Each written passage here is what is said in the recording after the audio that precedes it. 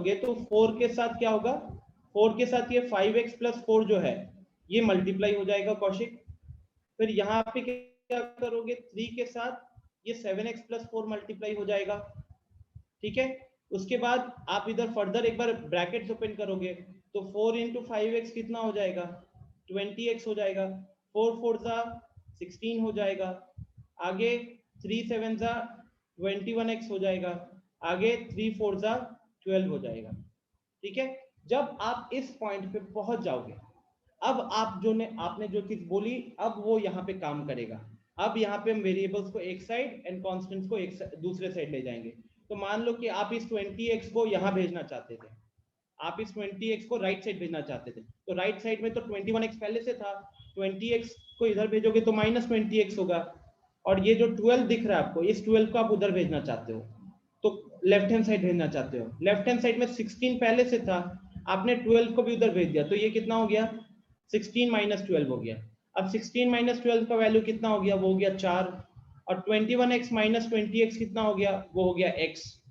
तो यहाँ पे x का वैल्यू आपको कितना हो रहा है, फाइनली x का वैल्यू हो रहा है 4। x का वैल्यू 4 आने के बाद आपसे पूछा गया फाइंड द प्रेजेंटेज, किसका प्रेजेंटेज, हरी का और हैरी का। अब हरी का प्रेजेंटेज हमने 5x माना हुआ था, तो हरी का प्रेजेंटेज अगर 5x माना हुआ था और x का वैल्यू 4 आ गया तो 5 4 20 हो गया यहाँ पे। और ठीक उसी तरीके से हैरी का प्रेजेंटेज 7x माना हुआ था, तो 7 4 28 हो जाएगा वहां पे। आ रही है बात समझ में कौशिक? आपको बेसिकली क्या करना है, आपको सबसे पहले क्रॉस मल्टीप्लाई करना है। क्रॉस मल्टीप्लाई करके ब्रैकेट्स ओपन कीजिएगा। ब्रैकेट्स ओपन करने के बाद वेरिएबल्स को एक साइड ले जाइएगा और कॉन्स्टेंट्स को दूसरे साइड ले जाइएगा। Yes sir. ठीक है, आप सर कर, ठीक है। और सर सब सर हो गया मेरा। अच्छा सर एक बार सर 2.4 का सर 5 नंबर क्वेश्चन बता दीजिए ना सर। 2.4 का 5 नंबर, ठीक है। Yes sir. सर मेरा सर आपका सर होमवर्क सर बना लिए सर, लिंक में सर नहीं जा रहा है, सबमिट सर नहीं हो पा रहा है। सर हम लिंक में बना के सबमिट कर दिया सर, बस 2.4 का सर नहीं बना है सर, एगो छूट गया था सर इसलिए। अच्छा चलो ठीक है, अच्छी बात है।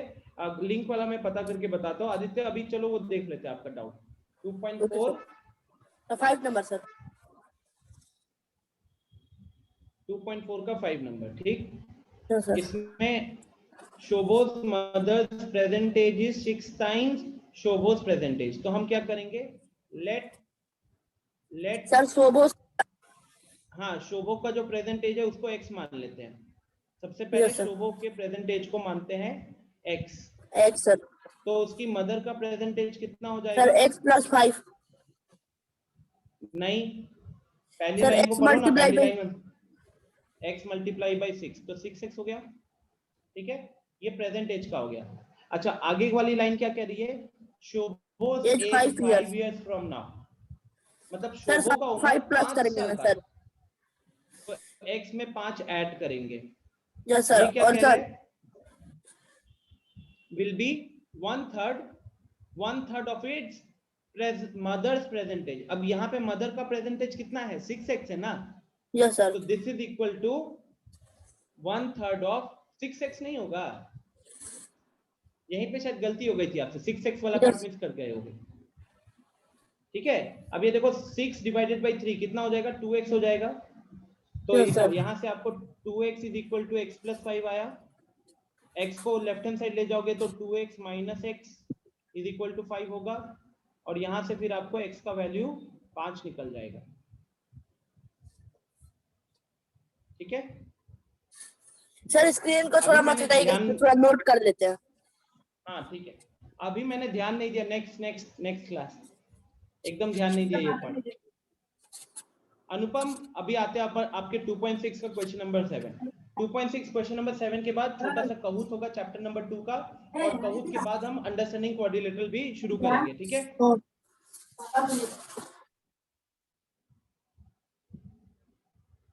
हाँ उत्कर्ष कुछ पूछना है आपको? सर ये आज के पहले आपके सर जो भी लेक्चर्स हैं सर उनका प्लीज रिकॉर्डिंग ग्रुप में भेज दीजिएगा जरा। सारे रिकॉर्डिंग ग्रुप पे भेजे हुए हैं। तो सर मैंने कल ग्रुप ज्वाइन किया सर। आपको अच्छा ठीक है, आपको वो सारे कोऑर्डिनेटर्स इसमें हेल्प कर देंगे, मैं बोल दूंगा वो हेल्प कर देंगे। चैनल को सब्सक्राइब कर लीजिएगा तो उसमें ना सारे सर। वीडियोस जाते हैं, मतलब क्लास बाय क्लास। अगर कुछ मिस भी हो जाता है तो फिर आपको मिल जाएगा।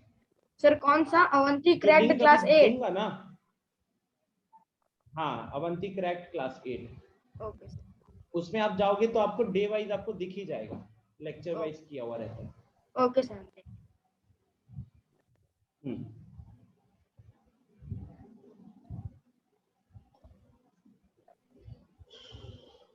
अच्छा, पायल एक क्वेश्चन पूछ रही है कि सर मॉड्यूल के क्वेश्चन सेम कॉपी में करेंगे? बिल्कुल पायल, आई थिंक वो ज्यादा अच्छा ऑप्शन रहेगा। तो आपने अभी एनसीईआरटी सॉल्व कर लिया है, अब मॉड्यूल के क्वेश्चन भी उसी कॉपी में करो। इस तरीके से आपकी उस कॉपी में मेनली क्लास चैप्टर 2 पूरा का पूरा अच्छे से रहेगा। शुभम कहूत करेंगे बस एक क्वेश्चन और।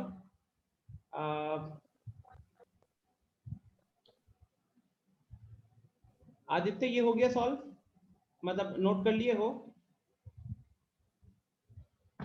आगे बढ़े।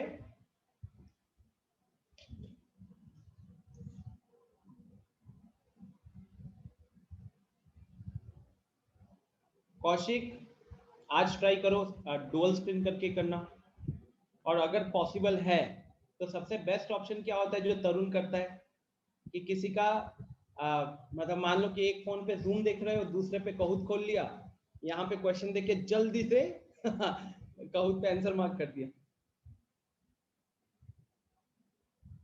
अप्रमय, you will have to do everything, मतलब मॉड्यूल का कुछ भी नहीं छूटना चाहिए, मॉड्यूल का कुछ भी नहीं। Concept check, exam corner, homework सब कुछ होना चाहिए। ओके, आई थिंक जिसने भी ये क्वेश्चन पूछा था उसने नोट कर लिया होगा। मैं आगे बढ़ता हूं।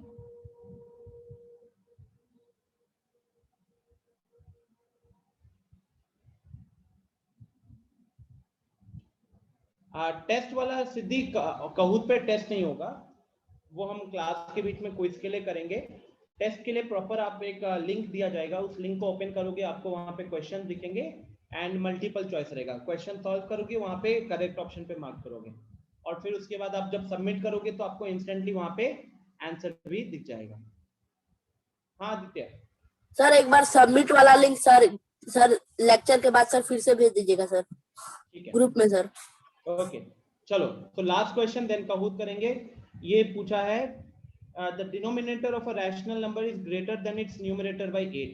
तो यहाँ पे आप क्या करोगे, आप यहाँ पे न्यूमरेटर को x मानोगे, तो आपका डिनोमिनेटर कितना हो जाएगा?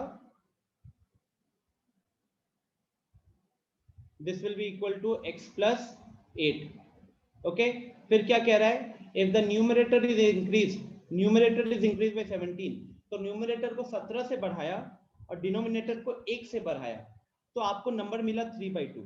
तो ये 3/2 एक्चुअली क्या है आपका, ये है numerator plus 17 divided by denominator plus 1। एक तरीके से ये कह सकते हो कि न्यूमरेटर को 17 से बढ़ाया डिवाइडेड बाय डिनोमिनेटर को 1 से बढ़ाया, उसका जो रेशियो है that ratio is 3/2, that ratio is 3/2। तो अब यहाँ पे n और d का वैल्यू एक तरीके से मैं रख देता हूं, तो 3/2 is equal to x plus 17 divided by x plus 8 plus 1। तो फाइनली यहां से 3/2 is equal to x plus 17 divided by x plus 9 हो जाएगा। आई थिंक इसके आगे सॉल्व करने की जरूरत नहीं पड़ेगी, अब इसी इक्वेशन में फंसे होगे। अच्छा डिक्रीज था क्या, डिक्रीज था, ओ मैं इंक्रीज लेके चल रहा।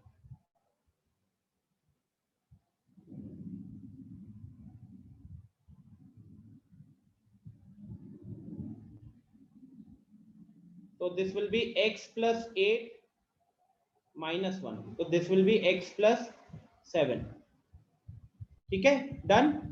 जिनका भी डाउट था क्लियर है क्या? अनुपम ठीक है। रैशनल नंबर एक तरीके का भी यहाँ पे फ्रैक्शन की तरह दिया गया है, ठीक है। रैशनल नंबर आपका नेचुरल नंबर भी रैशनल नंबर होता है, लेकिन यहाँ पे जब वो 3/2 लिख दिया तो हमको पता चल गया कि वो एक फ्रैक्शन होगा। तो फ्रैक्शन का न्यूमरेटर भी होता है, डिनोमिनेटर भी होता है। ठीक है, चलो तो शुरू करते हैं फिर कहूत से। ज्यादा नहीं, एक 10 क्वेश्चन वाला कहूत रहेगा। ठीक है, मुझे बस 1 मिनट का टाइम दीजिएगा आप लोग।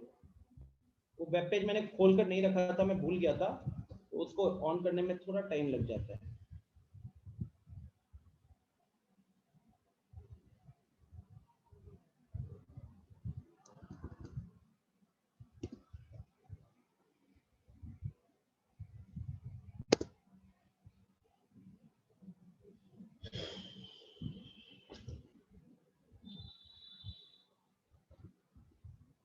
आई बिलीव सब चैप्टर नंबर 2 रेडी कर चुके हो, बिकॉज अब जो क्विज होगा उसमें कहीं के भी क्वेश्चंस हो सकते हैं और अब आपके पास कोई एक्सक्यूज नहीं होगा। ठीक है,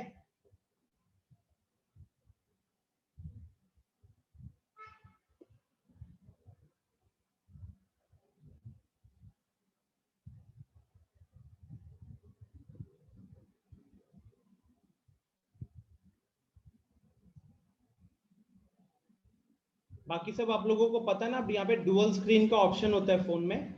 तो फोन में क्या होता है कि वो 2 स्क्रीन हो जाती है, एक स्क्रीन ऊपर एक स्क्रीन नीचे। तो ऊपर आप जूम पे देख लेना क्वेश्चन और नीचे वाली स्क्रीन में कहूत खोल लेना। अगर करना आता है तो वो कर लो, थोड़ा सा आसान हो जाएगा। हाँ आयुष बोलो। सर गेम पिन क्या है? बता रहा हूँ। अब पेज लॉग इन कर रहा हूँ मैं, उसमें 1-2 मिनट का टाइम लगेगा। Okay sir, thank you sir. Welcome.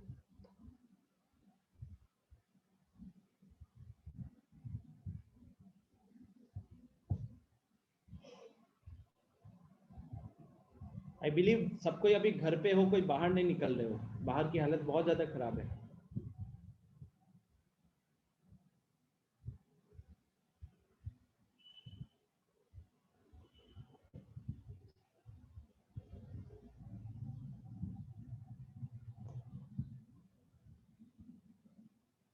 हाँ आदित्य बोलो। सर गेम पिन बता दीजिए। बता रहा हूँ। वो लॉग इन कर रहा हूँ ना अभी।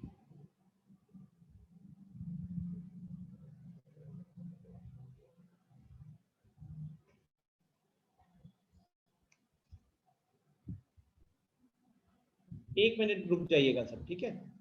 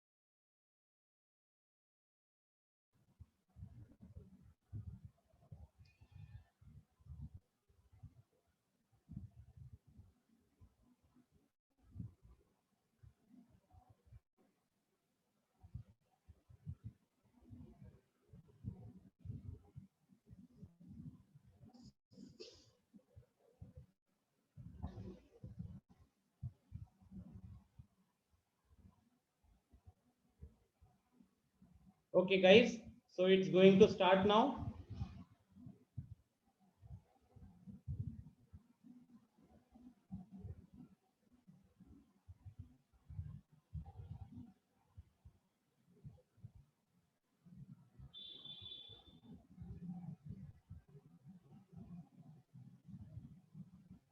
Game pin is 661057.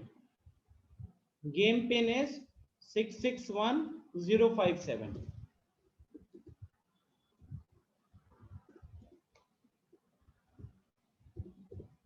जल्दी ज्वाइन कीजिए सबको। 661057।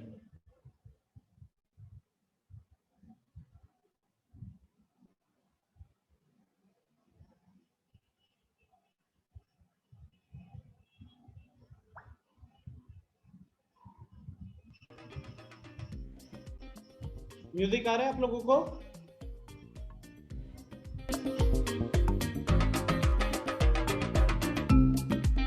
म्यूजिक आ रहा है? बताना एक बार, कंफर्म करना।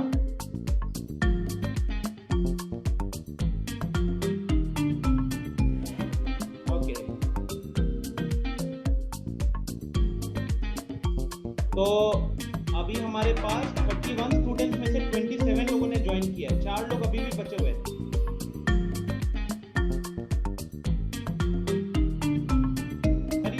What happened? 3 लोग निकल भी गए। I'll give you only 2 minutes time more.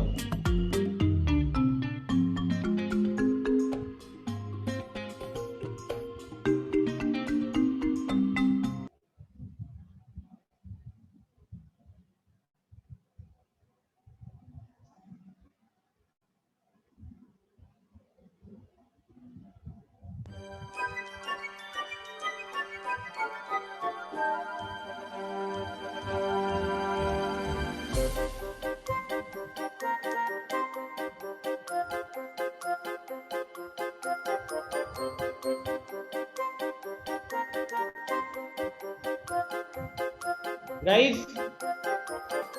Screen अभी किस चीज का नया है? लेट्स से मैं आपको लोगों को अनम्यूट करने का ऑप्शन देता हूँ। आप अनम्यूट करके पूछ सकते हो अगर अभी कोई दिक्कत किसी को हो रही है तो। अभी भाई चलो स्टार्ट कीजिए ना। स्टार्ट करिए ना। हाँ, स्टार्ट करो। बस कुछ लोग हैं जो अभी तक ज्वाइन नहीं कर पाए हैं।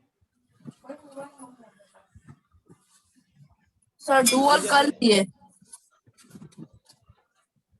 चलो अच्छी बात है। 26 लोग हो चुके हैं अभी भी, लेकिन 5 लोग ज्वाइन नहीं किए हैं।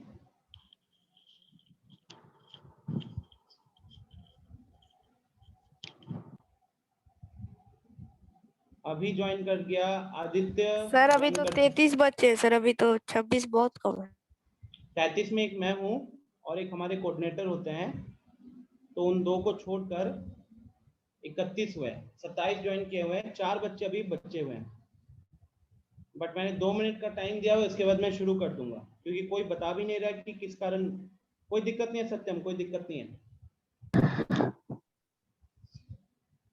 Anyone who is unable to join, any problem? यहाँ पे 2-3 तो ऐसे होते हैं जो कि ऑन करके कहीं निकल गए होंगे, इनको पता भी नहीं होगा कि हम कहूत कर रहे हैं।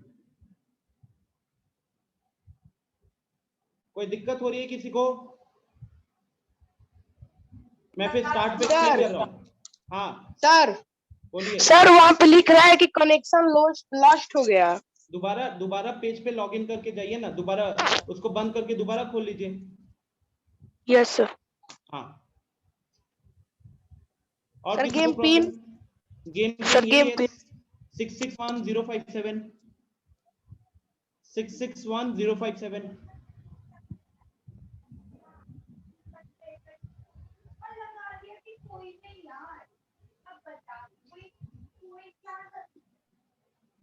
चलो मैं इसी के साथ यहाँ पे करता हूँ शुरू।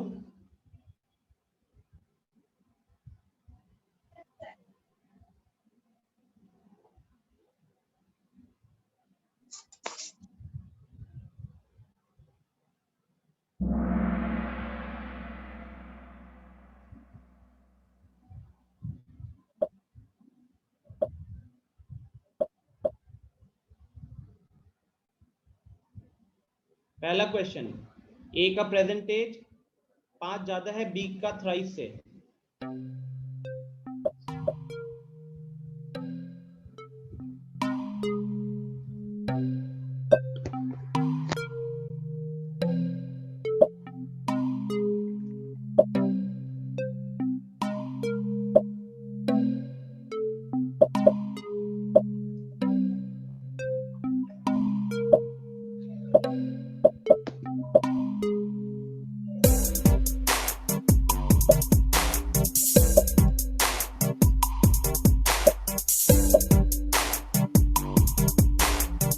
सिद्धि दोबारा ज्वाइन कर लीजिए। गेम पिन यही रहेगा, नाम कुछ और रख लेना, सिद्धि 1 कर लेना। क्वेश्चन कह रहा है age present age is 5 years more than thrice of B, मतलब बी का उम्र का 3 गुना करने के बाद भी 5 जोड़ोगे तब जाकर ए का एज जाएगा।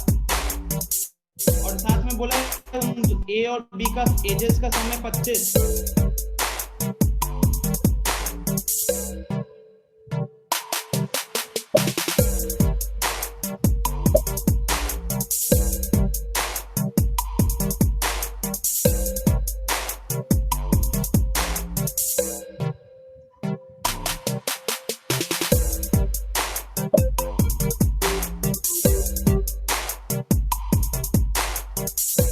सर हम आंसर सेंड तो कर दिए लेकिन मेरा लोडिंग ही ले रहा है।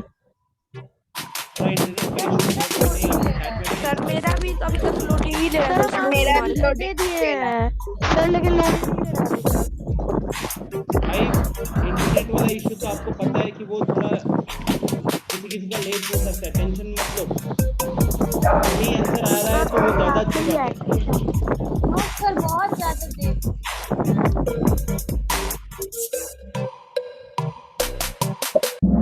11 लोगों ने इस क्वेश्चन का आंसर सही किया है।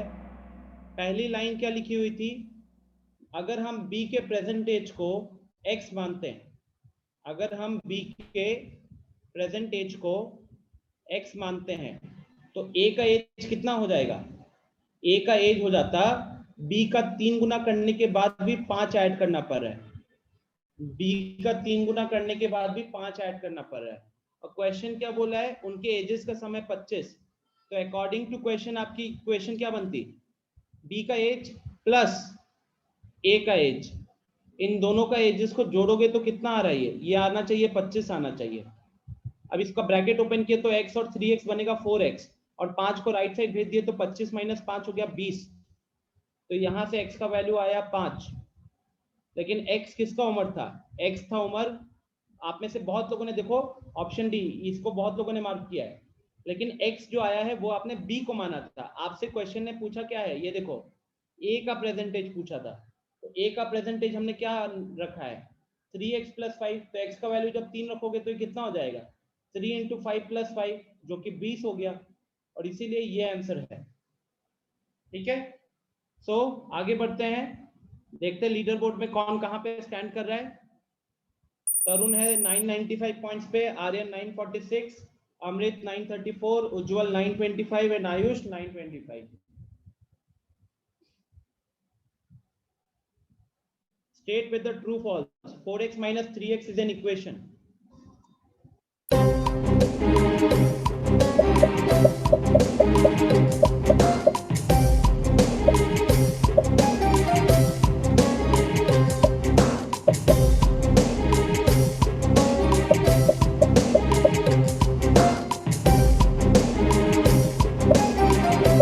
What guys, this is very bad. Equation का मतलब मैंने क्या बताया था, इक्वल टू का साइन होगा। आपको 4x माइनस 3x में कहां पे इक्वल टू का साइन दिखा, कहां इक्वल टू का साइन दिखा बताओ। इक्वेशन मतलब इक्वल टू का साइन होना चाहिए। इजी क्वेश्चन मिस आउट कर गए हो बहुत लोग। तो Tarun 1962 points, Aryan 1869, Siddhi 1836, Piyush 1828 and Naitik 1773 points पे। बढ़िया है, आगे सॉल्व कीजिए। सॉल्व फॉर x, इक्वेशन ये है 3x is equal to 2x is equal to 3 minus x। जल्दी करो, ये तो आसान सा क्वेश्चन है।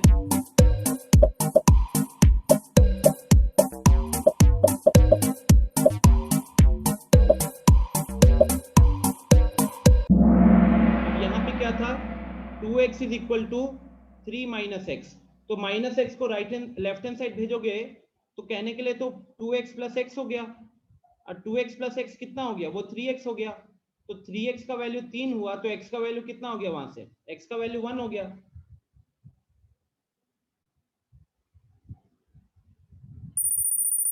आई थिंक तरुण ने इधर गलत किया है, नैतिक ऊपर आ गया है, गुड। हाँ अमृत बोलो। सर सर जब तक हम क्वेश्चन पढ़ के आंसर देने जाने तब तक टाइम चलता है। क्या? सर जब तक क्वेश्चन पढ़ के आंसर देने जा रहे हैं ना तो लोडिंग बहुत स्लो ले रहा है सर, और टाइम। लेकिन आपका आंसर अपडेट हो जा रहा है। उत्कर्ष आपने नोटिस किया, उज्जवल भी यही कह रहा था, लेकिन उसका पहला क्वेश्चन में वो टॉप 5 में आया। तो आप क्लिक कर दो, ठीक है, क्लिक ही कर सकते हो अपने हिसाब से जल्दी से जल्दी, बाकी आप टेंशन मत लो।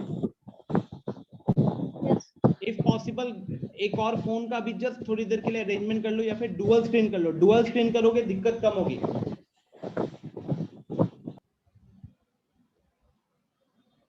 नेक्स्ट सॉल्व कीजिए। x is equal to 4 times of x plus 6। जल्दी से सॉल्व करो इसको, आसान सा क्वेश्चन है।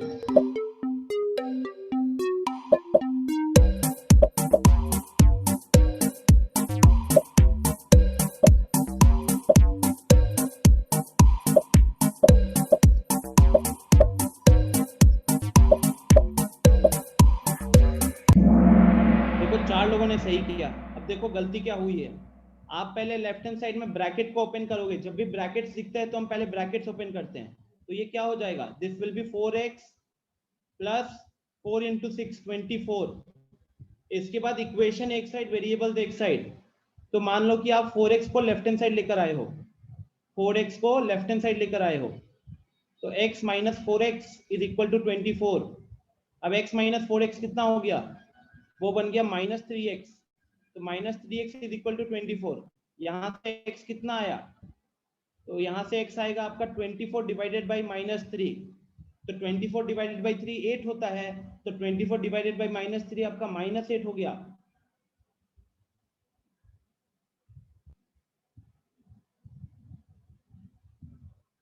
रेहान ने बहुत अच्छा जंप लगाया है, वेरी गुड रेहान।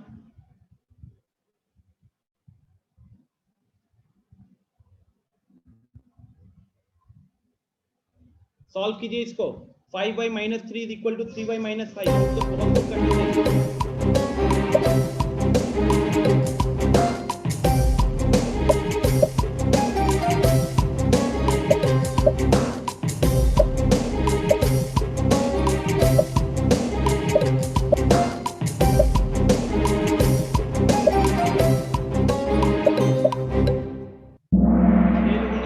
बहुत लोग गलत कर रहे हो यार, वेरी डिसअपॉइंटिंग।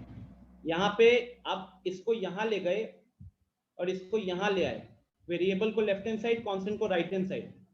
तो 5y माइनस 3y, और इस माइनस 3 को इधर लेकर आओगे तो माइनस 3 इधर लाने से प्लस 3 बन गया। तो अब आपका यहाँ पे बनेगा 2y, वहां पे बनेगा माइनस 2। तो y का वैल्यू हो गया minus 2 divided by 2 is equal to minus 1। ये एक्चुअली बहुत लोग विदाउट पेन एंड पेपर करना चाहिए था।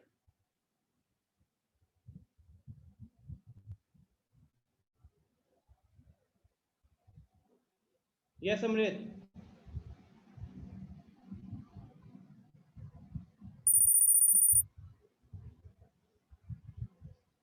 पायल ने भी बहुत अच्छा जंप लगाया है।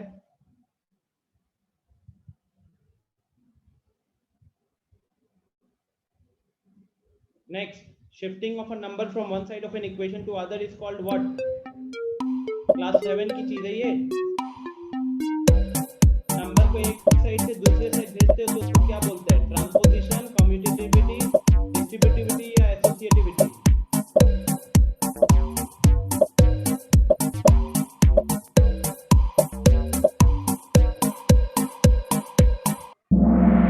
राइट, बहुत लोगों को याद था।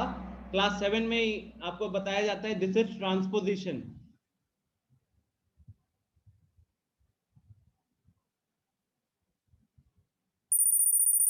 Purniba has come in top 5 now.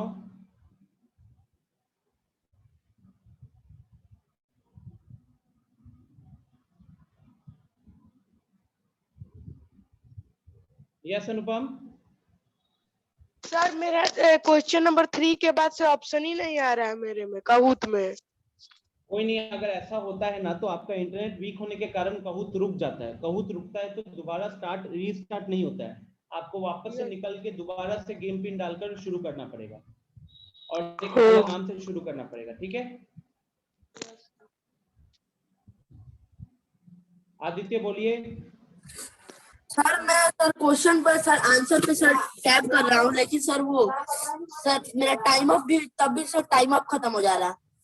तो ये आपकी स्पीड को डेवलप करना पड़ेगा ना आपको, सर स्पीड मैं के सर कारण हो रहा है। सर 3 सेकंड पहले ही सर टाइप कर दिया था, फिर भी सर नेटवर्क की प्रॉब्लम से सर नहीं हुआ। अच्छा, वो आपको गेम के एंड में आपको आपके पॉइंट्स भी दिख जाएंगे। मेरे को लग रहा है कि वो आपको शो नहीं हो रहा, बट वो काउंट हो रहा है। ठीक है, ओके सर। मूविंग फॉरवर्ड, 7वां question, sum of 5 consecutive numbers is 140। अगर 5 कंसेक्यूटिव नंबर है 140, तो उनमें से सबसे बड़ा नंबर कौन सा होगा?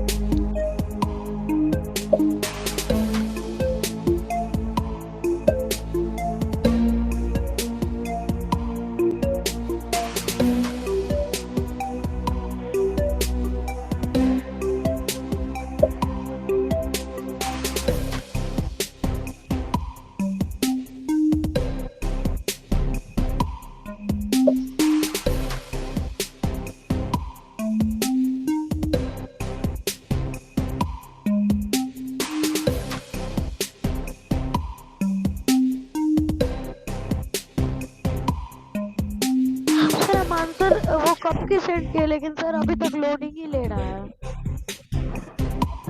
हेलो युवल, आपका आंसर तो Yes, आपको भी पता है ना, पहला क्वेश्चन में भी आपको यही लगा था, लेकिन आप टॉप 5 में आ गए थे। ये सर पहले तो जल्दी हो गया सर, इसलिए टॉप 5 में आ गए सर। अभी धीरे ही हो रहा है फिर से। अगर सर वो मेरा बोला आंसर कि तो सही आपको- किया है, लेकिन फिर भी टॉप 5 में सर नहीं आ पा रहे हैं।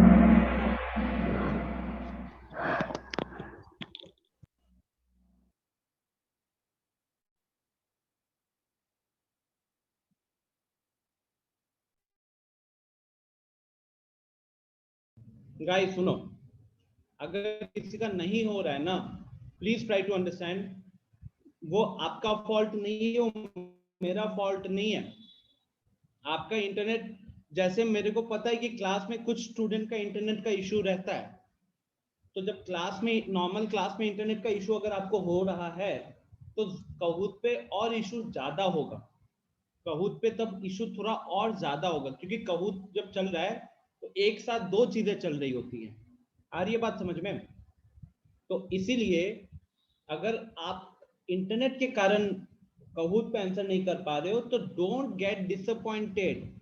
आप चैट में आंसर कर लो जल्दी से जल्दी। मुझे या आपको यहाँ पे देखना क्या है कि आपकी एक्यूरेसी कितनी है। एंड में 10 क्वेश्चन में कितने लोग हैं जो 10 में 10 सही कर पा रहे हैं? शायद ही कोई निकल कर आ रहा है। तो अगर आप मान लो कि किसी कारण कहूत पे नहीं कर पाए, चैट में आंसर दो, अपना स्कोर रखो। अगर आप 10 में से 10 कर पाए, तो गाइस आपको ये नहीं लग रहा कि फिर उसके कारण आपका सबसे ज्यादा पॉइंट होगा अगर रियल में कहूत करवाया जाएगा तो उस फैक्टर को देखकर चलो, नेगेटिव बिल्कुल भी किसी पॉइंट पे मत हो।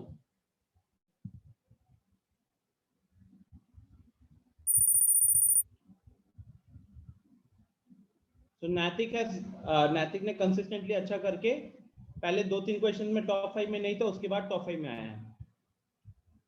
Question number 8, the number whose double is 45 greater than its half. Trick question है।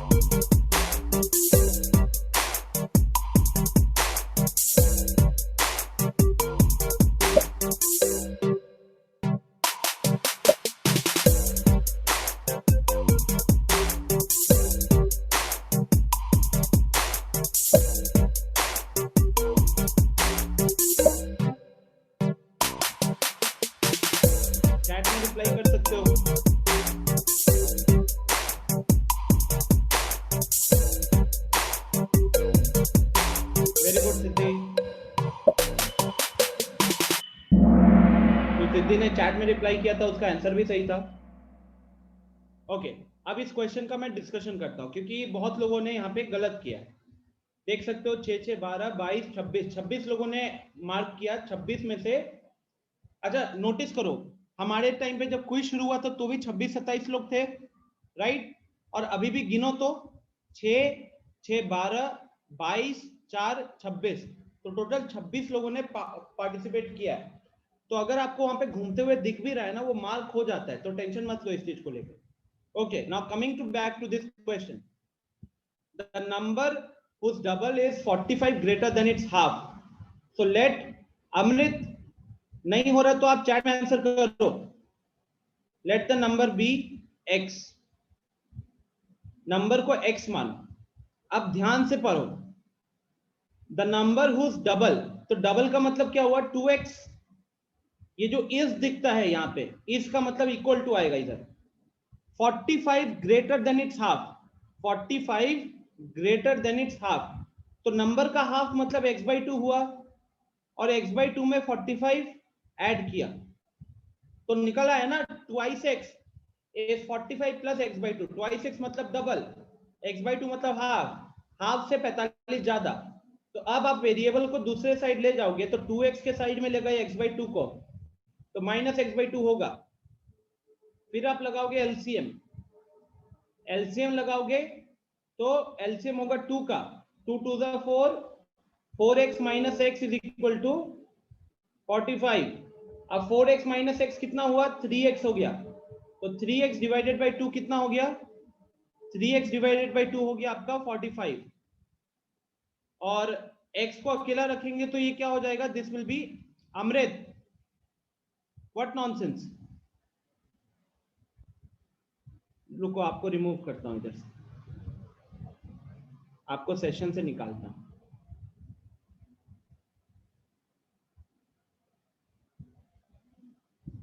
अमृत देर you are being removed from the session for your indiscipline.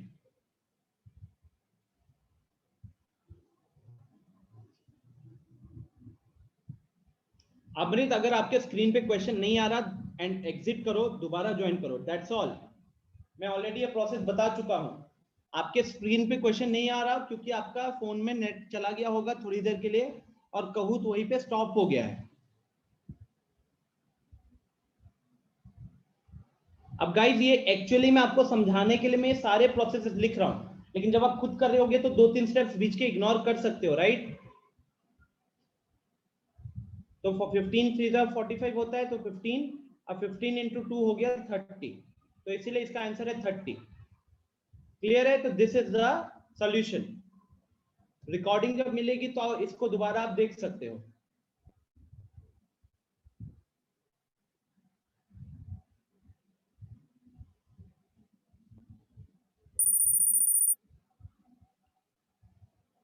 अब आदित्य आदर्श भी आ गया है टॉप 5 में।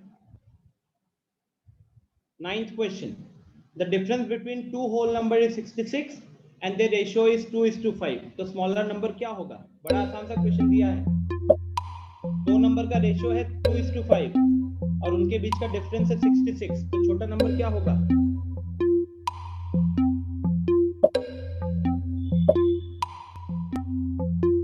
रेशियो 2:5, तो नंबर क्या होगा? 2x और 5x लोगे ना, नंबर 2x और 5x लोगे।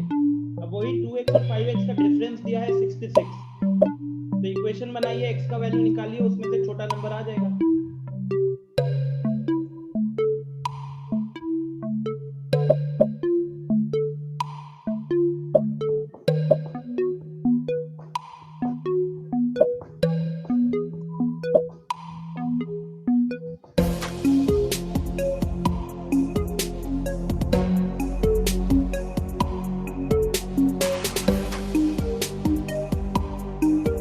Very good Mayank.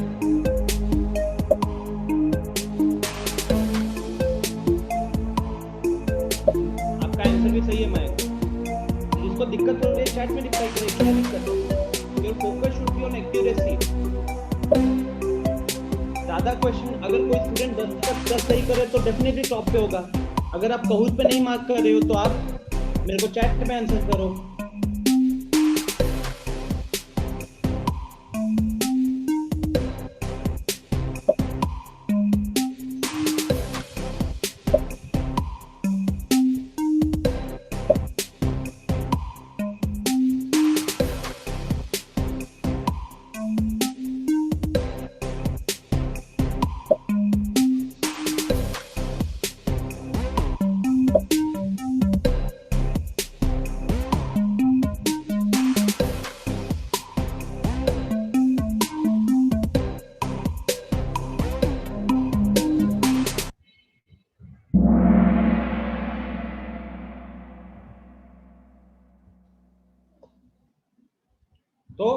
12 लोगों ने इस क्वेश्चन का आंसर सही किया है।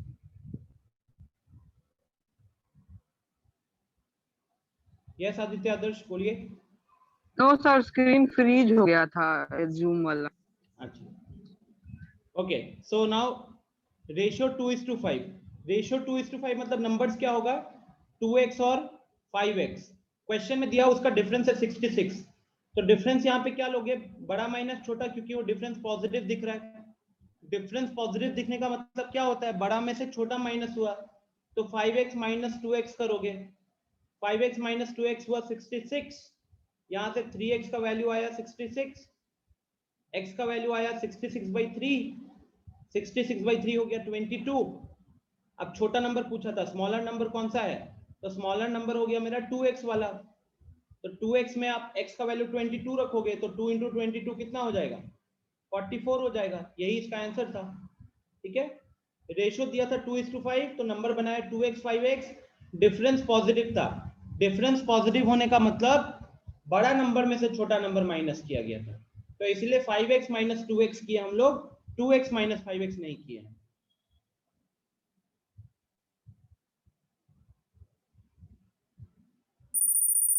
देख सकते हो इस क्वेश्चन में Mayank Raj is the highest climber. Last question,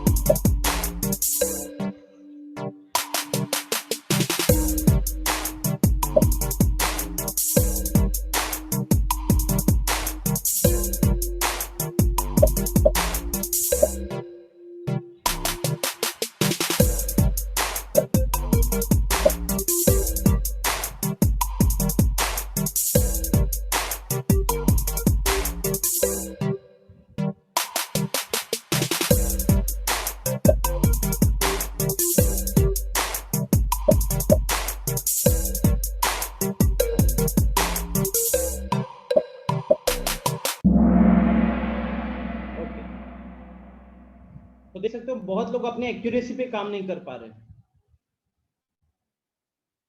finally देखते पोडियम पे, तो थर्ड पोजीशन पे अभिराज है जिसने 10 में से 6 क्वेश्चन सही किए। सेकंड पे रेहान है जिसने 7 क्वेश्चन सही किए, और फर्स्ट पोजीशन पे नैतिक है जिसने 7 क्वेश्चन सही किए। फोर्थ पोजीशन पे आदित्य आदर्श, फिफ्थ पोजीशन पे पायल। Good, very good. देख सकते हो एक्यूरेसी पे काम करते तो ये स्कोर इससे बहुत ज्यादा होता।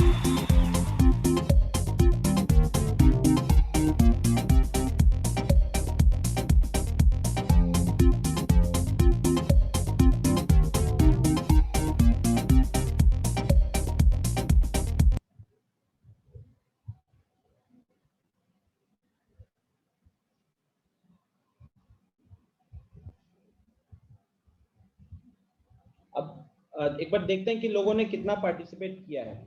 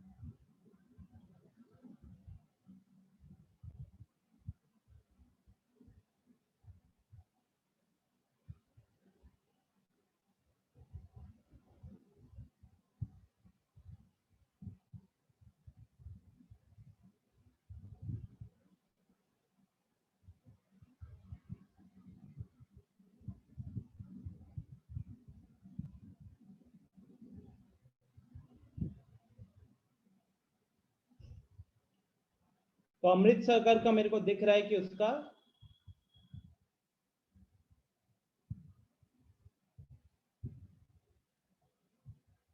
वो आंसर ही नहीं कर पाया था।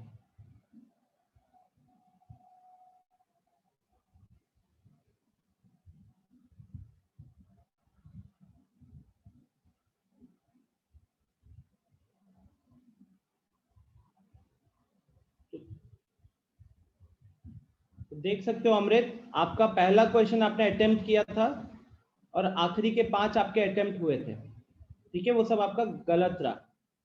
और क्वेश्चन नंबर 2 से क्वेश्चन नंबर 6 में आप अटेम्प्ट आपका इंटरनेट के कारण नहीं हो पाया।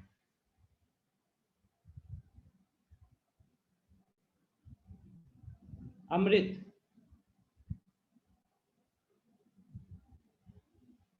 आप खाली क्वेश्चन नंबर 8 ही अटेम्प्ट कर पाए थे, बाकियों में आपका आंसर नहीं आया है। उज्जवल का देखते हैं, उज्जवल को लग रहा था कि उसमें बहुत दिक्कत हो रहा है।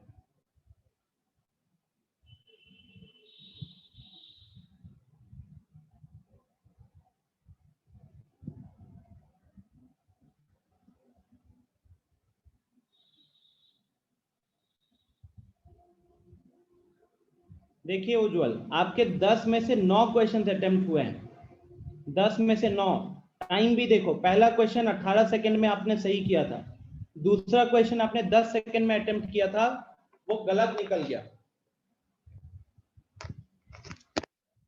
मैं ये रिपोर्ट इसलिए दिखा रहा हूं ताकि आपको पता चले कि ऐसा नहीं है कि आप मार्क कर रहे हो तो वहां पे वो नहीं हुआ है, ठीक है। अब देखो तीसरा क्वेश्चन भी आपका 11 सेकंड में आंसर लिया था, दिख रहा है उज्जवल, 11 सेकंड में आंसर लिया था, वो इनकरेक्ट था। पांचवा क्वेश्चन आपका 13.2 सेकंड में आपने आंसर किया था, वो भी इनकरेक्ट था। फिर छठा क्वेश्चन तो आपने 5 सेकंड में ही मार्क कर दिया था और वो आपका सही था। तो नोटिस कर सकते हो कि आपने जितना बोला है उसी अकॉर्डिंग जल्दी मार्क हुआ, आपकी इनएक्यूरेसी के कारण वो हुआ, ठीक है। तो उज्जवल, आई बिलीव अगली बार से कंप्लेन नहीं होगा, बिकॉज आपके यहाँ पे तो सीधे आंसर मेरे को दिख रहे हैं, आपने सब बहुत जल्दी अटेम्प्ट किया है, उसी में आपकी गलती हुई है। बिल्कुल देख सकते हो आपको कि किस पॉइंट में, किस क्वेश्चन में कितने पॉइंट मिले हैं। और किसको लग रहा है कि उसका इंटरनेट के कारण इश्यू हुआ है, बताना जरा। और किसे लग रहा है कि वो मार्क नहीं कर पाया है? शुभम,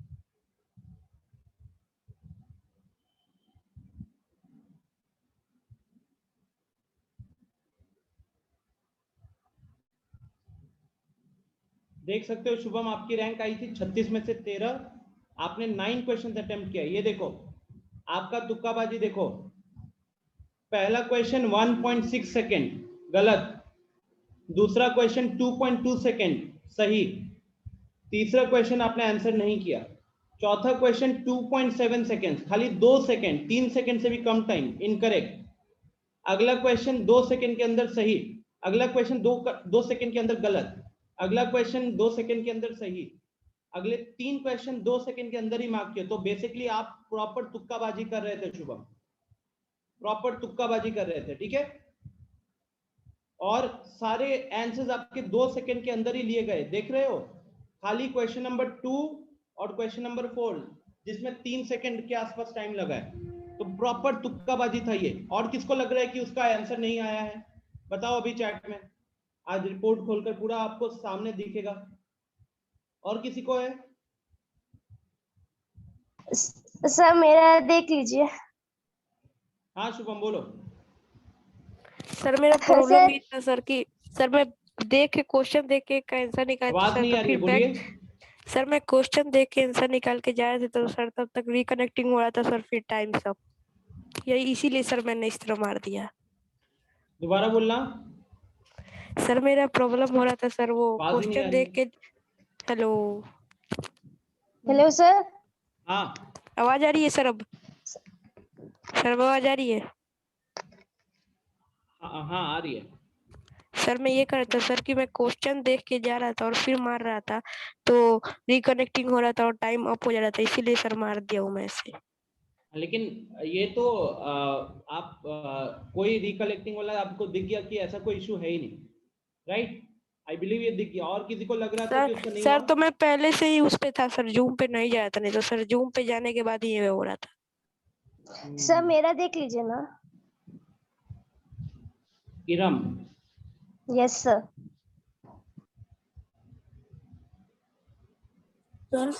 सर मेरा भी देख लीजिए ना। मैं सबका देखने जाऊंगा तो क्लास का टाइम जाएगा। जिसको इंटरनेट को लग रहा था कि उसके इंटरनेट के कारण नहीं हुआ। सर मेरा भी सर ऐसा ही हुआ था।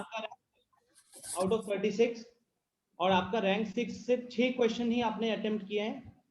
ये देखिए, पहला क्वेश्चन आपने अटेम्प्ट किया 28 सेकेंड में, सही था, 882 पॉइंट्स मिला।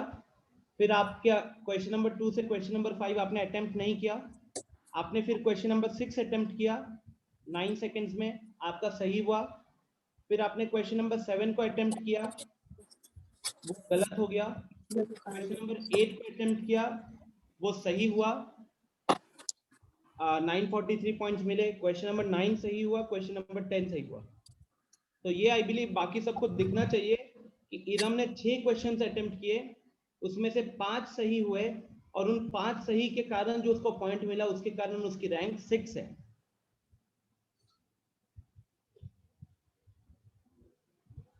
और ये हमारा, हाँ, और फाइनल स्कोर आपका आया है 4334।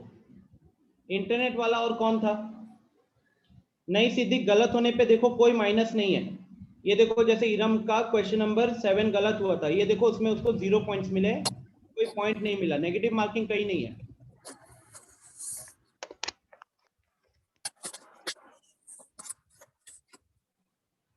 तो आई बिलीव अब किसी को इंटरनेट वाला नहीं होगा इशू।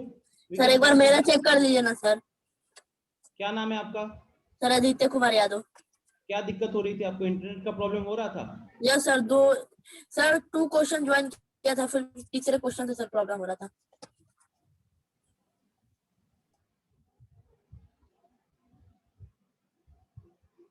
आपने 5 क्वेश्चन अटेम्प्ट हुए हैं, 26 रैंक है।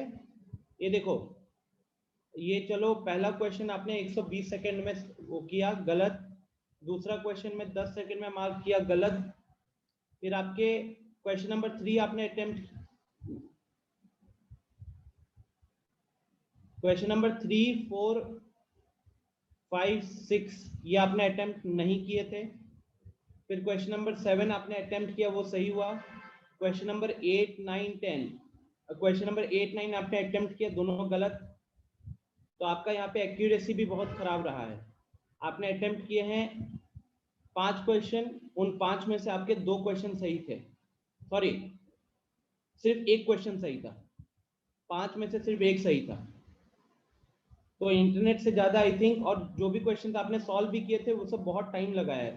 तो आपको अपने कॉन्सेप्ट पे भी वर्क करना है आदित्य, और अपने स्पीड पे भी काम करना है। स्पीड पे तो काम तब करोगे जब पहले कॉन्सेप्ट क्लियर होगा। तो कॉन्सेप्ट पे काम करो, लेक्चर वीडियोस को दोबारा देखो, क्वेश्चंस को सॉल्व करो, तभी होगा। क्लियरली यहाँ पे आपकी एक्यूरेसी बहुत कम है। अगर आपने 5 ही क्वेश्चन, अब जैसे इरम का भी देखा हम लोगों ने, इरम ने 6 क्वेश्चन किए थे, बट उस 6 में से 5 सही था, तो उसका रैंक था 6। और आपने 5 क्वेश्चन अटेम्प्ट किए हैं, 5 में से 1 सही था, 4 गलत थे आपके, और इसीलिए आपका रैंक है 26। ओके, तो इसको यहीं पे खत्म करते हुए we will start with the next topic, which is understanding quadrilaterals.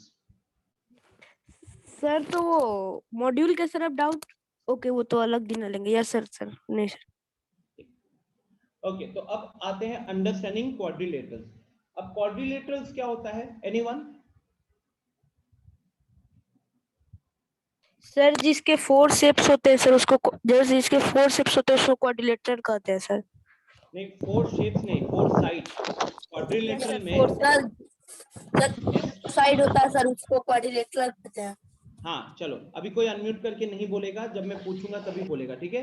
मैं सबको अभी म्यूट कर रहा हूँ, नहीं तो फिर शोर करते हो आप लोग। तो चैप्टर 3 इज अंडरस्टैंडिंग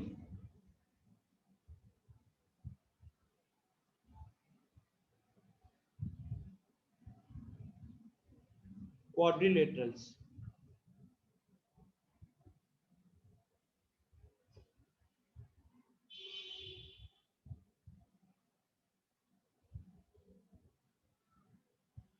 हाँ आयुष। हेलो हाँ आयुष बोलिए। सर, बोल रहे हैं कि रैशनल नंबर इसके पहले पढ़ा दिए हैं क्या? नहीं नहीं, रैशनल नंबर हम लोग ऑफलाइन क्लास में करेंगे। Okay sir. ठीक है, ओके। अब गाइस सबसे पहले बात करें अगर क्वाड्रिलेटरल का, तो quadrilateral is something which has 4 sides. Quadrilateral is something which has 4 sides. Next, अभी आपको यहाँ पे स्टार्टिंग में ना कुछ छोटे मोटे कॉन्सेप्ट्स हैं, छोटे मोटे मतलब ये सब बेसिक थ्योरी है जो आपको एक बार रीड कर लेना है, इतना कुछ दिमाग नहीं लगाना पड़ेगा। हम डायरेक्टली पॉलीगन से शुरू करेंगे, ठीक है? तो इसलिए मैं फर्स्ट पार्ट जो है इंट्रोडक्शन वाला वो यहीं पे बता रहा हूँ, आप अपनी कॉपी पे नोट करें इसको, मतलब बुक में नोट करें। जैसे कि पेपर है, आपको पता है कि पेपर एक प्लेन सरफेस होता है, पेपर एक प्लेन सरफेस होता है। जैसे कि अभी आपका ये स्क्रीन है जो फोन या लैपटॉप में आप देख रहे हो, that is the plane surface. अब प्लेन सरफेस में अगर हम कुछ पॉइंट्स, मान लो ये एक पॉइंट है, ये एक पॉइंट है, ये एक पॉइंट है, अगर मैं इन 3 पॉइंट्स को ज्वाइन कर रहा हूं, ठीक है, अगर मैं इन 3 पॉइंट्स को पेन हो गया या पेंसिल हो गया उससे अगर मैं ये ज्वाइन कर रहा हूं और मुझे कहीं पे भी पेन नहीं उठाना पड़ा, पेंसिल नहीं उठाना पड़ा, मैंने ये ज्वाइन किया, तो जो शेप बनकर आता है, this shape is called as plane curve. This shape is called as plane curve. यही चीज यहाँ पे लिखी हुई है, when you join a number of points, when you join a number of points without lifting a pencil from the paper, तो paper पे आप बहुत सारे पॉइंट्स को ज्वाइन कर रहे थे, लेकिन ज्वाइन करने के टाइम पे आपको कहीं पे भी पेन को उठाने की जरूरत नहीं पड़ी। And without retracing any portion, without retracing का मतलब है कि आपने कहीं पे अगर कहीं से घूम कर आए हो तो दोबारा पेन को उस वहां पे लेके नहीं जाना पड़ रहा है, वहां पे नहीं। इसको मार्क करेंगे सब कोई अपने बुक में, क्योंकि इतना इंपॉर्टेंट नहीं, हार्डली 1 मार्क थिंग, तो ये बुक में मार्क करोगे, पूरी चीज आपको कहीं ना कहीं 1 नंबर के लिए पूछा जा सकता है। वो सिंपली पूछ दिया जाता है what is a plane curve, तो आपको प्लेन कर्व के डेफिनेशन में बस क्या बताना है, यहां से लेकर यहां तक, when you join a number of points without lifting a pencil from the paper, जब आप बहुत सारे पॉइंट्स को ज्वाइन करते हो बिना पेंसिल को उठाए हुए और बिना रिट्रेसमेंट किए हुए, तो उस तरीके का जो शेप बनता है उस शेप को बोला जाता है प्लेन कर्व। उस तरीके के शेप को बोला जाता है प्लेन कर्व, ठीक है। अब यहाँ पे कुछ टाइप्स ऑफ प्लेन कर्व दिए हुए हैं, अब आपको यहाँ पे मैच द फॉलोइंग करना है। तो कोई बता सकता है कि 1 के साथ क्या आएगा? ये मैच द फॉलोइंग है बताइए, इसके साथ ये किस किस के साथ मिलेगा? ABCD में से किसके साथ मिलेगा? चैट में बताओ, ABCD में से किसके साथ मिलेगा? चैट में बताओ, मैं किसी को अनम्यूट नहीं करूंगा यहाँ पर। शुभम का कहना है D, रेहान का कहना है C, पूर्णिमा का कहना है C, आदित्य का कहना है C, अनुपम का कहना है D। अब देखो गाइस, आप इधर ही सोचो कि इसको बनाने में ये बहुत सारे मान लो पॉइंट्स हैं, यहाँ पे बहुत सारे पॉइंट्स हैं, लेकिन क्या किसी भी पॉइंट को ज्वाइन करने के लिए मुझे पेन को उठाना पड़ा क्या? किसी भी पॉइंट को ज्वाइन करने के लिए मुझे पेन को उठाना पड़ा क्या? नहीं उठाना पड़ा। तो ये तो नहीं हो सकता, ये नहीं हो सकता। इसका क्या होगा आंसर? इसका होगा C। It is a plane curve, it is a simple plane curve that is not close. बस इतना ही अंतर है कि ये क्लोज नहीं है, इतना ही अंतर है कि ये क्लोज नहीं है, ठीक है। आ रही बात समझ में?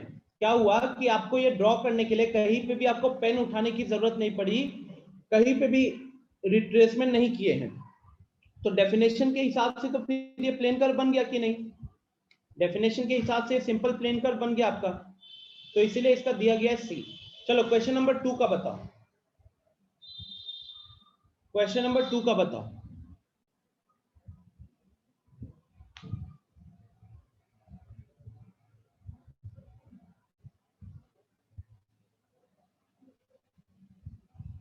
ओके, तो क्वेश्चन नंबर 2 में तो बहुत मिक्स रिस्पॉन्सेज आ रहे हैं।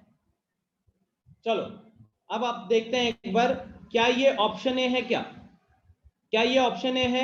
द आंसर इज नो, ये ए नहीं है, ये ए नहीं है, ठीक है, क्योंकि देखो खुला हुआ है, क्लोज्ड नहीं है, पूरा खुला हुआ है, ठीक है। क्या ये सेकंड वाला है? It is a close curve that is not simple. B भी नहीं है। क्लोज का मतलब क्या है गाइस? कि वो फिर उसका कोई भी पार्ट बाहर नहीं होगा, कोई भी पार्ट बाहर नहीं होगा।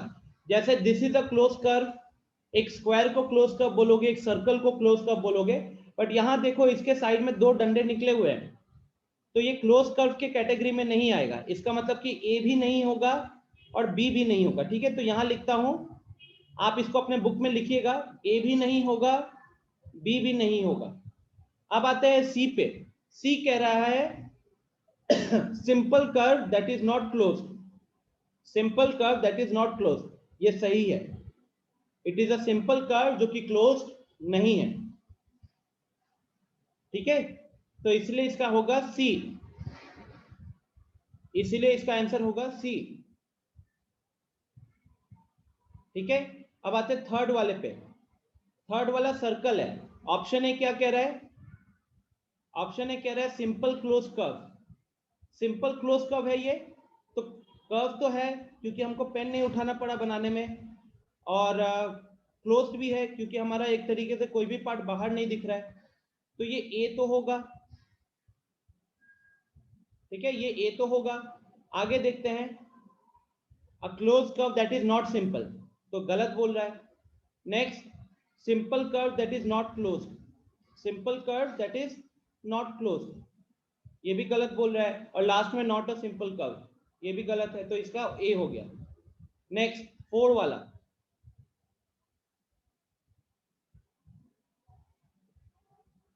4 वाले के लिए क्या बोलेंगे?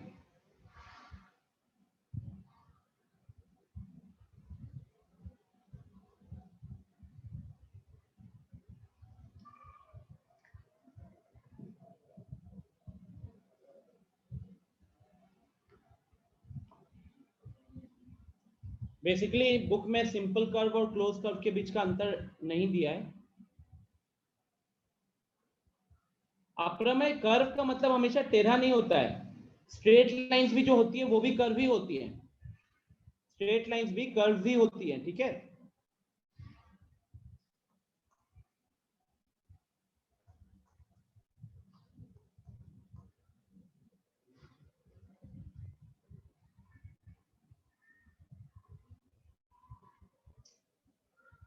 Yes Utkarsh. Sir what is simple curve? यहाँ पे लिख रहा है सिंपल, सिंपल यूज हो रहा है, तो सिंपल कर्व क्या? सिंपल कर्व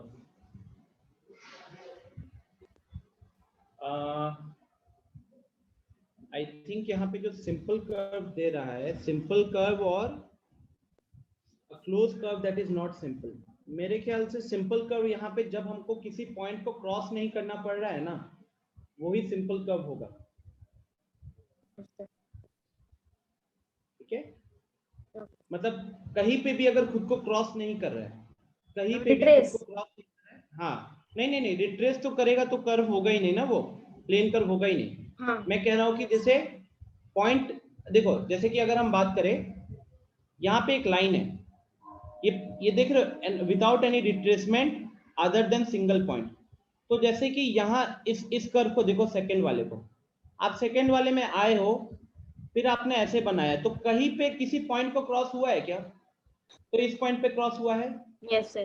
तो ये भी मेरा प्लेन कर्व का डेफिनेशन में तो आएगा, क्योंकि प्लेन कर्व क्या कहता है? प्लेन कर्व, हाँ, ये कि रिट्रेसमेंट नहीं होना चाहिए, रिट्रेसमेंट नहीं होना चाहिए, और सिंगल पॉइंट चलेगा, सिंगल पॉइंट चलेगा। देखो लिखा है ना, without retracing any portion of the drawing other than single point. तो वो जो मैंने वहां पे बनाया है, जो ब्लैक कलर का आपको पॉइंट दिखाया है मैंने, वो क्या है मेरा? वो मेरा एक पॉइंट पे क्रॉस हो रहा है, तो पॉइंट है जहाँ पे दोनों क्रॉस कर रहे हैं, ये भी मेरा प्लेन कर्व ही है। ये चारों जो है ना, 1 2 3 4, ये चारों प्लेन कर्व्स है, चारों ही प्लेन कर्व्स है। अब सिंपल क्लोज कर्व क्या होता है, एक एक करके थोड़ा थोड़ा डेफिनेशन देख लेते हैं ताकि थोड़ा सा क्लियर हो जाएगा। तो सिंपल क्लोज कर्व बोलोगे विच स्टार्ट्स, लिख लो यहीं पे बुक में लिख लो, starts and ends at the same point, starts and ends at the same point। तो इसके एग्जांपल में क्या दे सकते हो, इसके एग्जांपल में दे सकते हो सर्कल, क्योंकि सर्कल अगर आपने यहां से शुरू किया तो वहीं पे जाके खत्म होगा। आप इसके एग्जांपल में मान लो कोई क्वाड्रिलेटरल भी दे सकते हो, स्क्वायर दे सकते हो, जहां पे शुरू हुआ वहीं पे खत्म हुआ, तो ये मेरा सिंपल क्लोज कर्व हो जाता है। Yes sir. ठीक है। दूसरा चीज, a closed curve that is not simple, ये जो लाइन हुआ इसको मैं लिखूंगा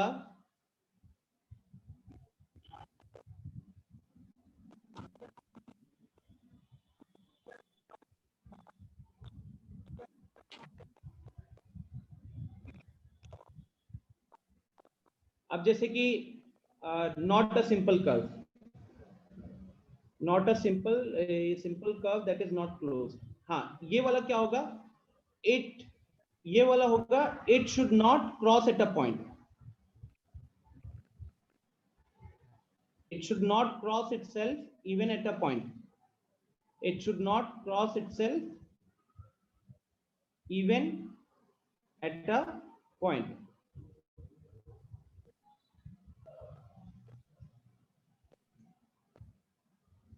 ठीक है। बाकी ओपन कर्व और क्लोज कर्व के बीच में तो आपको अंतर पता चल ही गया होगा, राइट। चलो यस सर। मूविंग फॉरवर्ड, अब आते हैं मेन पार्ट पे विच इज अ पॉलीगन।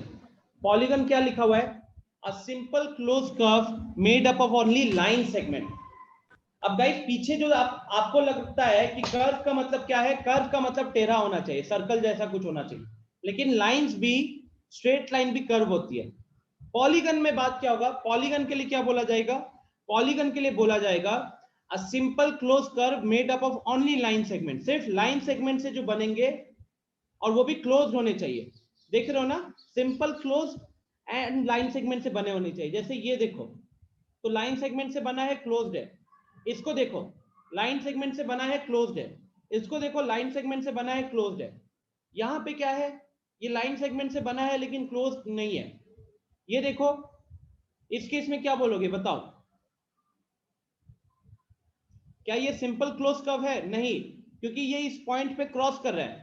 मैंने अभी आपको डेफिनेशन क्या बोला सिंपल क्लोज कर्व का, जो जहां से शुरू हुआ वहीं पे खत्म हो गया, जहां से शुरू हुआ वहीं पे खत्म हो गया, उसको बोला जाता है सिंपल क्लोज कर्व। अगर आप इधर देखोगे इसको, क्या आप ये बिना पेंसिल उठाए बिना पेन उठाए बना सकते हो? ट्राई कीजिए तो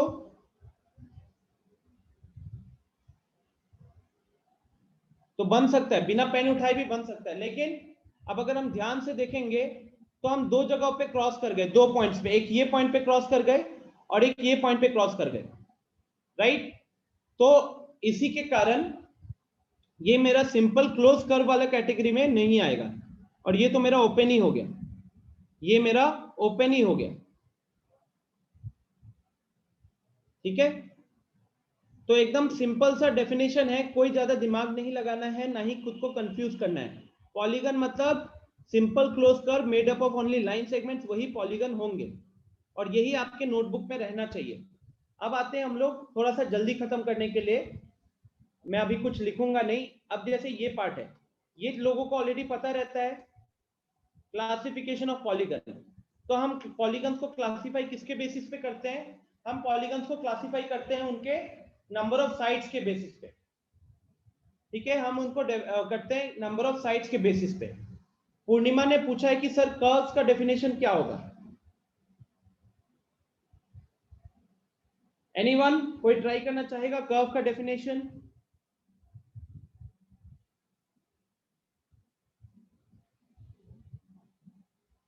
देखो पूर्णिमा, कर्व का मतलब इट इज एन ऑब्जेक्ट, मैं ऐसे बोल सकता हूं curve is an object similar to line.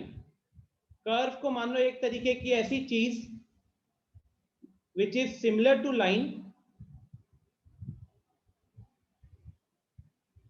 Similar to, अरे यार यहां तो लिखा ही नहीं रहा,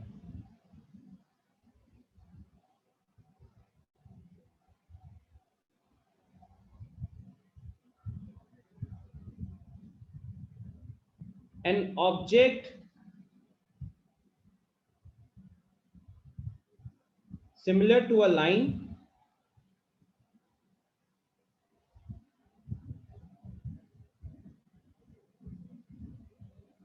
बट इसका मतलब ये नहीं कि उसको हमेशा स्ट्रेट होना पड़ेगा, but that does not mean और that does not have to be straight. ये सिंपल सा आपका डेफिनेशन है, मतलब एक तरीके से लाइन जैसा ही है लेकिन उसको स्ट्रेट होना जरूरी नहीं है। आप ऐसे सोचो ना कि एक पॉइंट है, वो पॉइंट जिस भी डायरेक्शन में मूव करेगा, जैसे भी मूव करेगा, तो पॉइंट जो पाथ बनाएगा ना, पॉइंट जो पाथ बनाएगा वो ही आपका एक तरीके से कर्व बन जाएगा। ठीक है, पॉइंट जो भी पाथ बनाएगा वो एक तरीके से आपका कर्व बन जाएगा। कोई भी मूविंग पॉइंट, एक तरीके से तो बहुत जगहों पे आपको लोअर क्लासेस में ये भी डेफिनेशन दिया जाता है,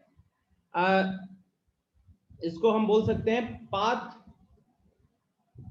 of a moving point, path of a moving point.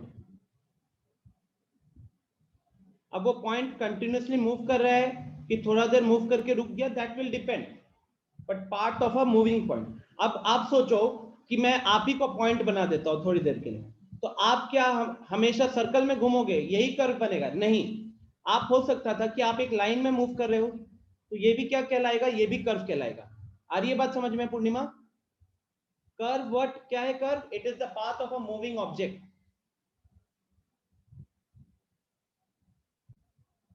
Yes उत्कर्ष?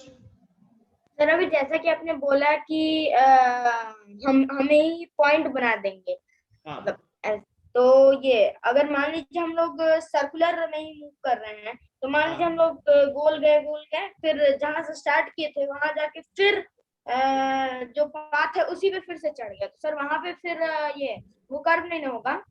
क्यों नहीं होगा? आपका जो शेप होगा, कर्व में क्या बोला? Path of a moving object. मान लो आप फील्ड के चक्कर लगा रहे हो, प्लेन कर्व नहीं होगा, कर्व। ठीक है, वो प्लेन कर्व नहीं होगा लेकिन कर्व तो होगा, कर्व का बात हो रहा है अभी। ठीक है,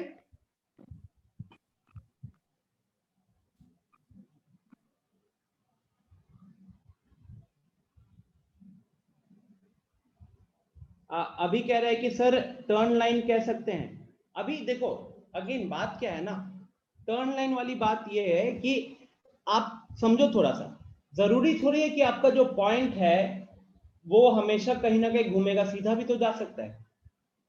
हाँ ठीक है, मतलब जनरली हमारे अंदर टेंडेंसी ये होती है कि हम स्ट्रेट लाइन, जो भी चीज हल्की सी टेढ़ी होती है उसको कर्व बोलते हैं, बट मैथमेटिक्स में जब आप हायर क्लासेस में जाओगे तो आपको पता चलेगा कि हम एक पेपर के ऊपर कोई भी शेप बना रहे हैं ना, या जैसे कोई भी एक पॉइंट, या आप मान लो कि आपने पेन पकड़कर कोई भी शेप ऐसे बना रहे हो, तो अब वो पॉइंट को जैसे जैसे घुमा रहे हो इधर उधर, तो जो भी शेप बन रहा है that shape will be called as a curve. अब वो सर्कल बन रहा है, पैराबोला बन रहा है, स्ट्रेट लाइन बन रहा है या कुछ और बन रहा है, वो मैटर नहीं करेगा। ठीक है, ये चीजें अभी तो इधर कुछ खास नोट करने के लिए नहीं है।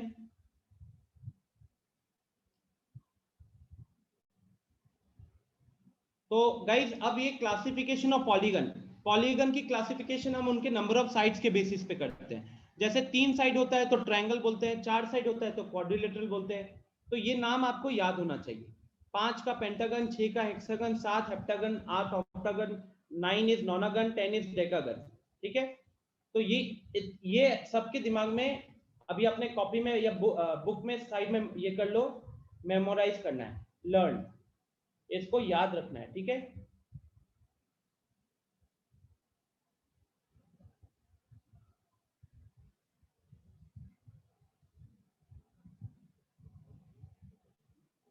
ठीक है ना, ये याद रखना है हम लोगों को। आगे बढ़ते हैं, डायगोनल। एक्चुअली 5 मिनट बचा हुआ इसलिए मैं वहां कुछ नहीं लिख रहा, I am taking the help of this only. अब डायगोनल क्या होता है, बहुत अच्छा डेफिनेशन है एक लाइन का। A diagonal is a line segment connecting to non consecutive vertices of a polygon. तो एक पॉलीगन का, अब वो पॉलीगन क्या है, पॉलीगन ट्रायंगल हो सकता था, पॉलीगन कुछ क्वाड्रिलेटरल, पेंटागन, हेप्टागन, डेकागन, कुछ भी हो सकता था। आप जब उस पॉलीगन के दो नॉन कंसेक्यूटिव वर्टाइसेस को लेते हो और उनको ज्वाइन करते हो, तब जाकर आपको मिलता है एक लाइन जो बनती है, उस लाइन को बोला जाता है डायगोनल। जैसे कि आप इस PQRS को देखो, PQRS अभी आपको क्या दिख रहा है, it's looking like a rectangle, right, it is looking like a rectangle. अब इस रेक्टेंगल में अगर हम बात करें P पॉइंट का, तो P के साथ में एडजेसेंट में S भी है और P के एडजेसेंट में Q भी है। तो P के साथ ये जो S दिखा या फिर P के साथ ये जो Q दिखा, इसको हम बोलते हैं एडजेसेंट पॉइंट्स। इसको क्या बोलोगे आप, एडजेसेंट पॉइंट्स बोलोगे या फिर कंसेक्यूटिव पॉइंट्स बोलोगे, ठीक है। नॉन कंसेक्यूटिव क्या होगा, जो उसके बगल में ना हो, ऐसे समझ सकते हो, जो उसके बगल में ना हो। नहीं अप्रमेय, यहां पे तो कुछ लिखने की जरूरत नहीं पड़ेगी, ये सिर्फ एक लाइन का डेफिनेशन है, इसको समझना है, ठीक है गाइस। तो मान लो कि आपने जैसे कि ये वाला पॉइंट पिक किया, कौन सा वाला, ये वाला पॉइंट पिक किया, या आगे जाके पता चलेगा this is the shape of a kite. इन्होंने ये काइट, मान लो मैं यहीं पे काइट का शेप ड्रॉ करता हूं, it's not a kite actually, ये तो काइट आपका ऐसे हो जाता है, ये आपका काइट का शेप है। अब इस काइट के शेप में भी अगर बात करें हम लोग, तो यहां पे भी अगर देखोगे, फॉर दिस पर्टिकुलर वर्टेक्स, ये भी कंसेक्यूटिव है और ये भी कंसेक्यूटिव है। नॉन कंसेक्यूटिव कौन सा हुआ, ये वाला, ये नॉन कंसेक्यूटिव हो गया। तो जब हम इनको ज्वाइन करेंगे ना, तो मेरा ये एक डायगोनल बन जाएगा, सिमिलरली ये एक डायगोनल बन जाएगा, ठीक है। और एग्जांपल लेता हूं, मान लीजिए मैं यहां पे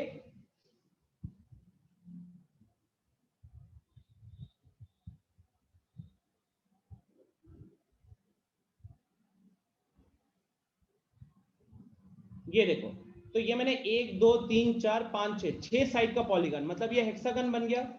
6 साइड का पॉलीगन मतलब ये हेक्सागन बन गया, ठीक है। इसका कोई पीडीएफ आज नहीं मिलेगा आप लोगों को, ये तो मैं इसी के ऊपर लिख रहा हूं, तो इसका पीडीएफ नहीं बनता है। दिस इज बेसिक थिंग्स, मैंने कुछ लिखा नहीं है, मैं एनसीईआरटी के लाइन को पढ़कर बस समझा रहा हूं, पहला पेज का।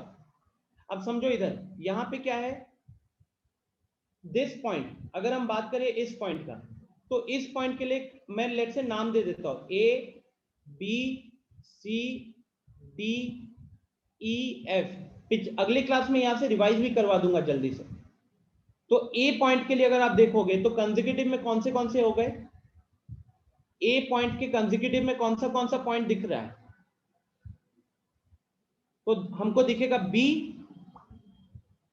हमको दिखेगा B और हमें दिखेगा F, ये मेरे कंसेक्यूटिव में है। नॉन कंसेक्यूटिव पॉइंट्स कौन से हो गए फिर, नॉन कंसेक्यूटिव पॉइंट्स,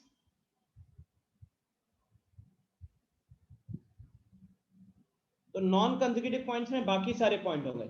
ये तो कंसेक्यूटिव हो गया, ये कंसेक्यूटिव हो गया। नॉन कंसेक्यूटिव में आएगा C D E, ठीक है, नॉन कंसेक्यूटिव में पॉइंट आएगा C D E। तो जब हम A को C से ज्वाइन करेंगे, A को जब हम C से ज्वाइन करेंगे, मान लो ऐसे ज्वाइन कर दिया, तो ये एक डायगोनल बनेगा। मान लीजिए मैंने इसको ऐसे ज्वाइन किया, ये दूसरा डायगोनल बन गया, इसको ऐसे ज्वाइन किया, ये तीसरा डायगोनल बन गया, ठीक है। तो इस तरीके से आपके अलग अलग डायगोनल्स बन जाएंगे। उत्कर्ष बोलिए। Sir, if we have to write the definition of diagonals in the exam, so we can write this definition: a diagonal is a line segment connecting two consecutive vertices of a polygon. Yes, more than sufficient, perfect definition है ये, ठीक है। ये आपका maximum 1 number के लिए आएगा, और ये लाइन, ये डेफिनेशन मोर देन सफिशिएंट है। ओके गाइस, तो ये अपना इस तरीके से डायगोनल्स आप रिकॉग्नाइज करोगे, इस तरीके से डायगोनल्स को रिकॉग्नाइज करोगे, ठीक है। अच्छा, इसी के साथ it's 6 o'clock, so we'll end the class here. हम अगली क्लास में एक बार मैं यहाँ से रिवीजन शुरू करूंगा एंड हम इसको आगे बढ़ाएंगे. स्टार्टिंग वाला पार्ट सिर्फ और सिर्फ थ्योरी है, तो अगर आप एक्सरसाइज 3.1 तक कोशिश करो, I am not saying this is a homework, I am saying कि try this on your own, try this on your own. ये थोड़ा सा बोरिंग पार्ट है क्योंकि यहाँ पे सिर्फ थ्योरी है, कुछ ज्यादा न्यूमेरिकल्स वगैरह नहीं है, तो it's all about the shapes. ठीक है, तो this is a small work which I want everyone to try it out, that's all. ठीक है, यस आयुष, होमवर्क नहीं है, ये आपको ट्राई करना है, हम यहीं से क्लास को कंटिन्यू करेंगे. ओके हाँ हाँ, मैं पीडीएफ भेज दूंगा इस बुक का. चलो फिर, I am ending the session. Thank you everyone, मिलते हैं अगली क्लास में.